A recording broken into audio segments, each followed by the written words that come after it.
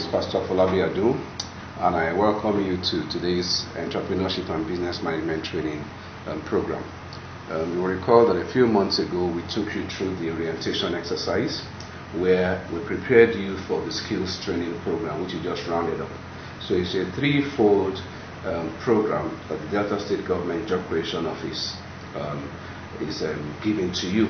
Orientation program, skills training, and then entrepreneurship and business management training. Today we will be looking at entrepreneurship and business management. There are two aspects of a business. There's the skills part, the technical part, and there's the entrepreneurship part. No matter how much you know about a business, about the technical aspects, about catering, about photography and video recording, about welding, about ICT, if you do not know the basics of running the business, you still will not be a success. So I want you to give us maximum attention. It's not a very, very long session, but you need to learn basic things. And we'll be looking at the following today: principles and practices for starting business. It's important to get it right from the foundation. We'll also be looking at business planning, how to take care of your customers, how to grow your business and stand out and succeed in the very complex world of business. So we go straight to class now. We'll start off with principles and practices for starting business. I'd like to say this to you, ladies and gentlemen. Starting business requires a lot of caution and wisdom. The reason many people fail in business is not because they plan to fail. No one plans to fail, but because they did not apply the right principles and the right processes. So we will start off by asking ourselves some basic questions. What are the steps to take in starting business? I've gone through my skills training program, 3 months, 6 months, I don't know how long you underwent yours. The fact remains that in a few weeks or months, you must start your business. So what are the things you should do? So I'd like you to bring out your notepad, your pen and your paper and take down the following notes. Steps to take in starting business. I'll take that again. Steps to take in starting business. The first thing, step number 1, write that down. You carry out a feasibility study. A feasibility study. Now don't bother yourself with that big language, feasibility. All we are saying is you must carry out a study or an exercise that will help you get as much information about the business you want to start. We call it feasibility study. How workable is the business? How doable is the business? And in carrying out your feasibility study, you must answer the following questions. Are you ready for the questions? Question number 1. What are the requirements for starting such a business? Number 2. Who are those already in the business? And what challenges are they facing? You don't have to learn from your own mistakes. You can learn from other people's mistakes. So you ask yourself, number 1 question, what are the requirements for starting such a business? Number 2, who are those already in the business and what challenges are they facing? Those already in the business are called your competitors. Number 3, is there a ready market for this business? If yes, where is the market? You learned catering, you learned welding and fabrication, you learned photography, you learned information communication technology. Where is the market? I cannot open a computer training firm or an ICT firm in a village where nobody is literate. I may not be patronized. So I cannot open a hairdressing salon where there are very, very few women, where everybody there is old. I'm in the village, they are all old, aged women. And you say you want to put up a hairdressing and makeover salon there, it will not work. So who are those? So where is there a ready market for this business? That's number 3. If yes, where is the market? Number 4, where is the best place to locate the business? A shop might be cheap, but that does not make it the best place, because there might be other factors that will work against the progress of that business. Though you got the shop almost free, and that's the mistake some people make. This shop is cheaper than this shop, so let me take this one. But what of the other factors? So where is the best place to locate the business? Remember, number 1 is what are the requirements for starting such a business? Number 2, who are those already in the business? And what challenges are they facing? That means you must ask questions. The man who asks questions will not make mistakes. Number 3, is there a ready market for this business? If yes, where is the market? Number 4 question in your feasibility study will be, where is the best place to locate the business? I said that already.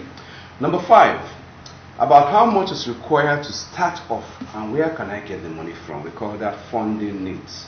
How much do I want to start off? So it could be personal savings, it could be relatives, it could be bank loan, cooperatives. We'll talk about that later. But you must ask yourself, how much do you need? What are things you need to start off? Then how profitable is the business? That's number 6, profitability. That's where your business plan will help you. I'll talk about business planning in a moment. So how profitable is the business? How profitable? Don't go to a business that is not profitable. What risks are involved? Some businesses have a lot of risks, but they are hidden risks, so you don't know, you're already into it, and then you have your challenges. What risks are involved? That's number 7. Number 8, question, what pitfalls should I watch out for? What mistakes must I not make?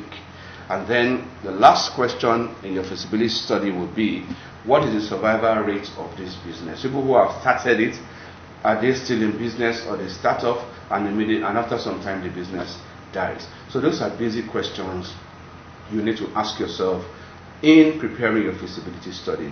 All those 9 questions make up what we call the feasibility study. That is stage 1. So step 1. Let's now go to step 2. I hope you are clear with step 1. When you are through with your feasibility study, the next thing you do in your process of starting business, you write a business plan. What did I say? Write a business plan. What is a business plan? A business plan is a roadmap you create for your business. It identifies your business goals and outlines the strategies you plan to use to achieve these goals. Your business plan is also a good tool when you are trying to raise money, when you want to convince a bank, an uncle, a friend, Bank of Industry, Central Bank, or whatever, to help you.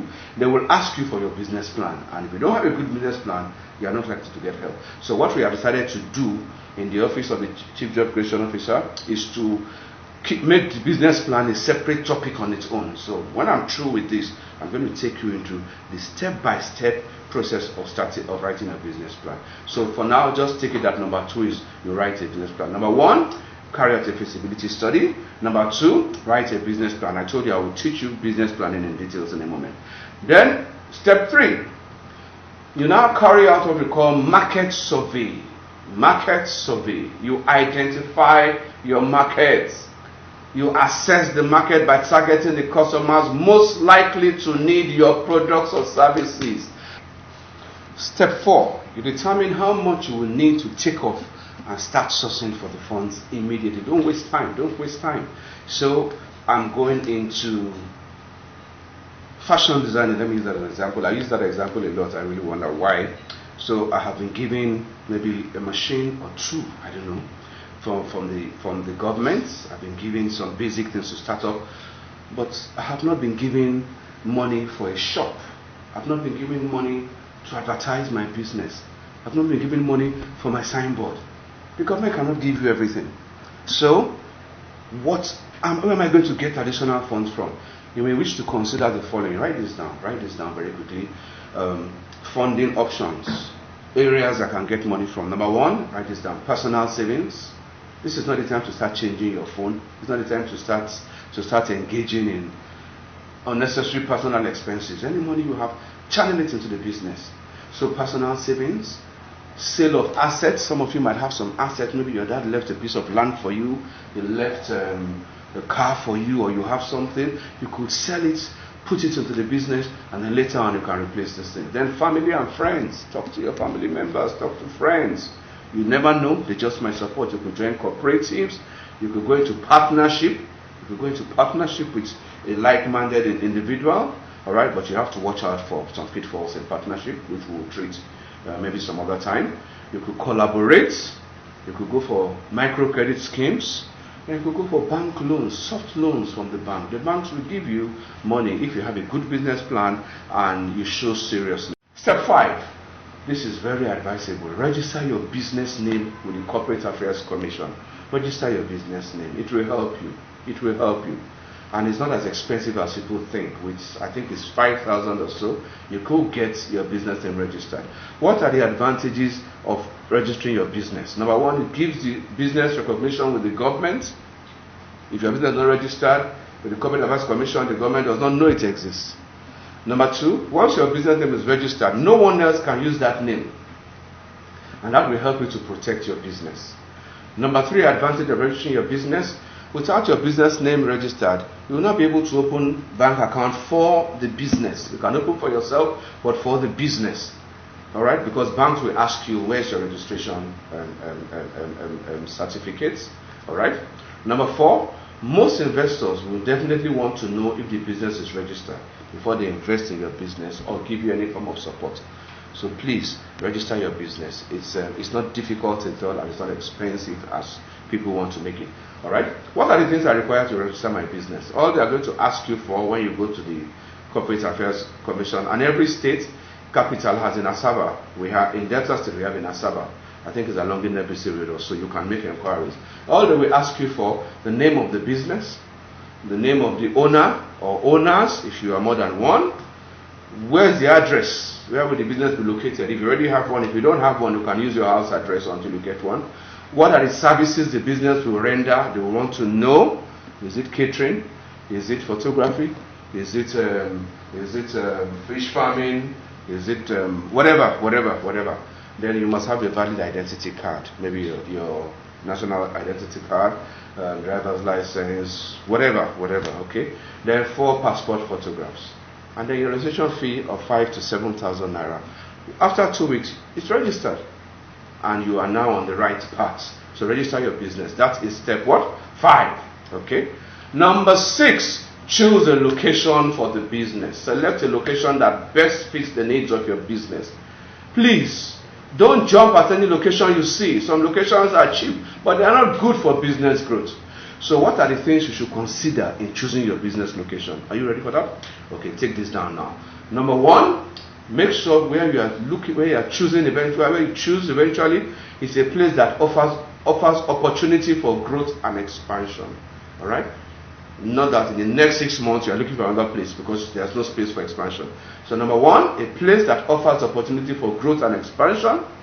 Number 2, a place where there is minimum competition. It's better you start where you have least resistance. Number 3, closeness to suppliers. Number 4, closeness or accessibility to customers. Is it easy for your customers to come and meet you? Number 5, no security problems. Number 6, no negative reputation. Any other thing you want to add to that will be nice. Okay, step 7 now. Let people know where you are. You have started your business. You have registered it. You've gotten the money you need. You've even gotten a location. It's number 21 NBC Road, Asaba. It's number 15 Airport Road, Warri. Wherever. Now let people know where you are. You know where you are, but people need to know where you are. This is called publicity. I take that again. Publicity. Some people are in a location, but nobody knows where they are. What are the things you need for publicity? Number 1, your signboard. Write that down. Your signboard, very important. It might not be big, but your signboard is important. Your signboard is very, very important, okay? And let your signboard be nice. Let it immediately say what you are into.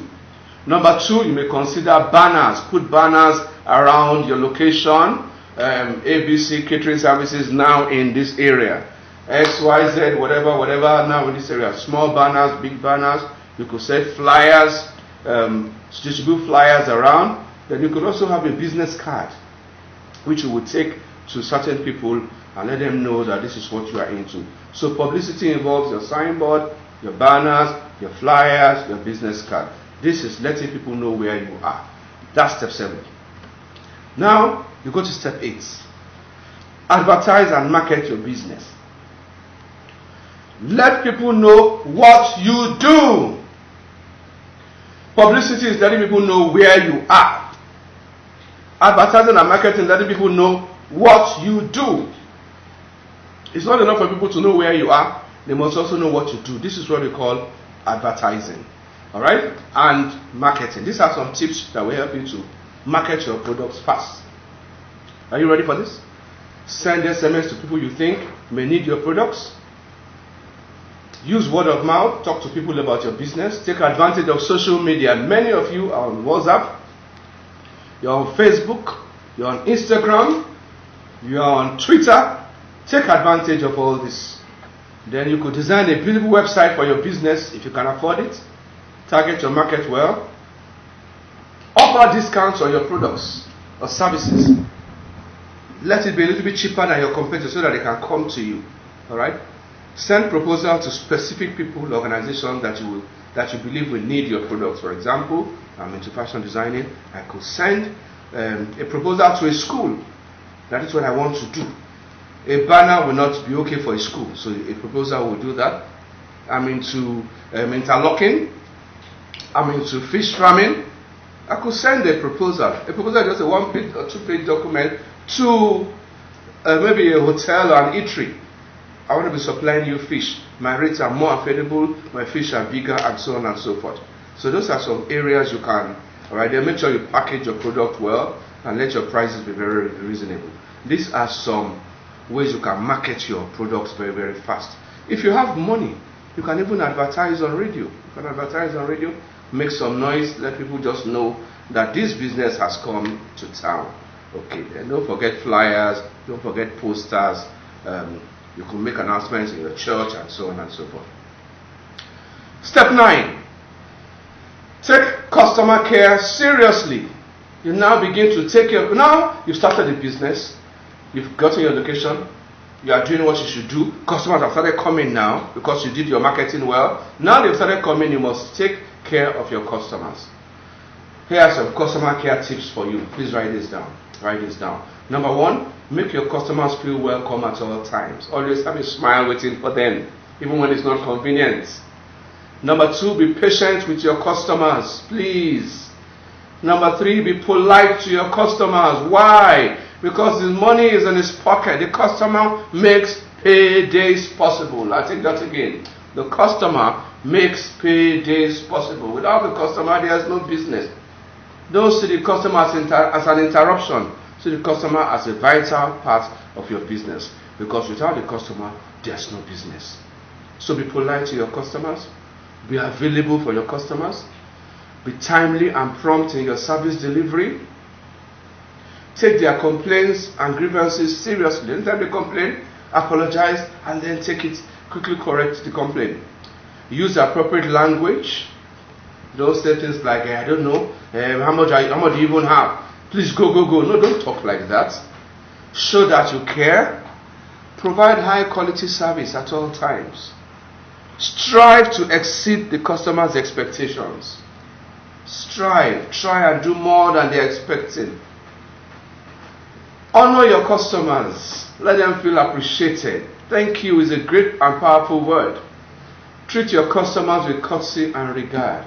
Say please, say sorry, say thank you, say excuse me. Have a customer feedback system. Have a way of knowing whether your customers are happy or not.